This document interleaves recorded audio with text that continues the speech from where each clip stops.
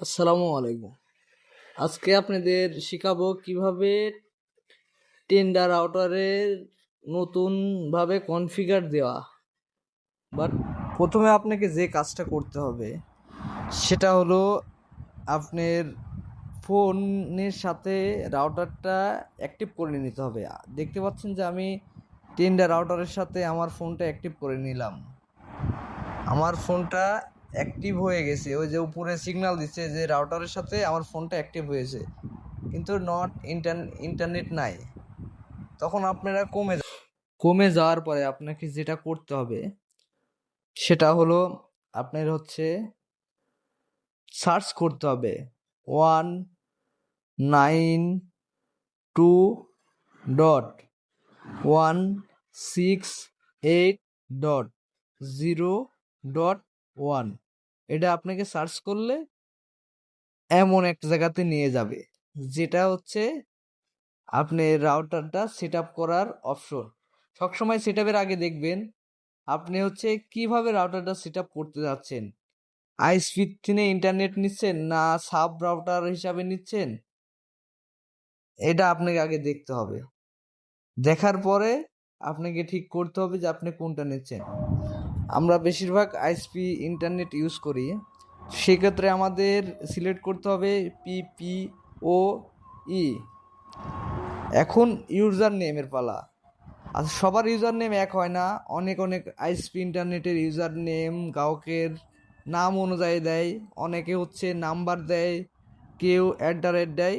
যে যেমন পারে সেভাবে তার ইন্টারনেটকে সাজিয়ে রাখে। তো আমরা আমাদের ইন্টারনেটকে ফোন নাম্বার দিয়ে অ্যাক্টিভ করি। প্রথমে গ্রাহকের ফোন নাম্বার নিই, তারপরে অ্যাক্টিভ করি। দেখতে পাচ্ছেন আমরা ইউজার নেম দিছি, ফোন নাম্বার। এখন আপনারা আগে জেনে নেবেন যে আপনাদের ইউজার নেমটা কি। আইএসপি লোকদের কাছে ফোন দিয়ে জানবেন যে ভাই আমার ইউজার নেমটা কি দিয়ে আছে। যেটা দিয়ে আছে সেটা আপনাকে ইউজার নেমের ওখানে বসাইতে হবে। আর এটাও জেনে নিতে হবে যে পাসওয়ার্ডটা কি দিয়ে আছে। ওরা যে পাসওয়ার্ডটার কথা বলবে সেটা আপনাকে দিতে হবে। আপনার ইচ্ছা মতন পাসওয়ার্ড দিলে এই জায়গাতে নেবে না। এর জন্য আপনাদের সবসময় আইএসপির কাছে জেনে নিতে হবে যে ইউজার নেম আর পাসওয়ার্ডটা কি দেওয়া আছে।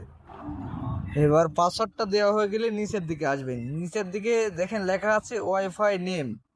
আপনি আপনার রাউটারটার কি নাম দিতে চাচ্ছেন সেটা আপনি ওখানে সিলেক্ট করে দিতে পারেন।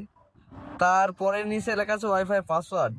আপনি আপনার ডিভাইসটাকে কিভাবে সেভ দিতে যাচ্ছেন বা অন্য কেউ যেন ইউজ না করতে পারে, এর জন্য পাসওয়ার্ড বসাচ্ছেন যে আপনি নিজে ইউজ করবেন বা নিজের কয়েকটা পার্সোনাল মানুষকে দিয়ে ইউজ করাবেন।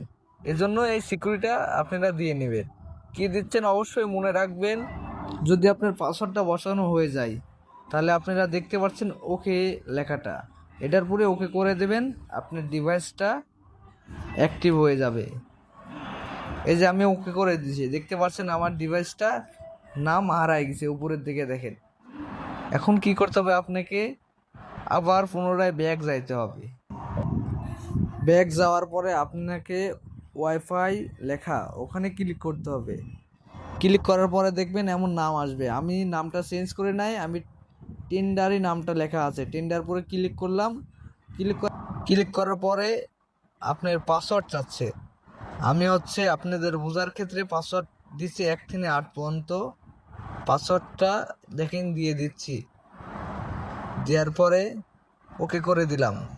আমার রাউটার আমার ফোনের সাথে অ্যাক্টিভ হয়ে গেল। আপনারা এইভাবেই রাউটারটা সেট আপ করে নিতে পারবেন।